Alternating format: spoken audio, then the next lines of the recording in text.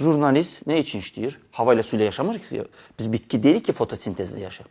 Bizə də pul lazımdır. Mühəndis, jurnalist, müəllim, həkim, polis, hüquqşünas.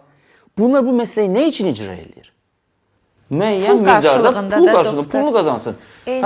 Başqa türlü bu dünyada yaşamaq mümkündürmü? Xeyr. Nə olur? Bəzi həkim, bəzi jurnalist deyir ki, yəni bu brendləşmə gibi düşünün. Necə siz gedib bu A marka maşına 10 manat verirsiniz, pulun çoxsa B marka maşına 15 manat verə bilirsiniz. Bu B marka maşını öz maşınını 15 manata dəyərləndirir. Hələ baxsan deyirsən ki, belə loru dilində deyim, bu ikisinin də təkəri var, ikisinin də üstündə şey var, kabini var, minib gedirsən də. Bunlar sunduqları xidmətlər başqadır. Həkimlik də elədir, jurnalistlərdə də elədir, mühəndislərdə də elədir, hüquqçularda da elədir.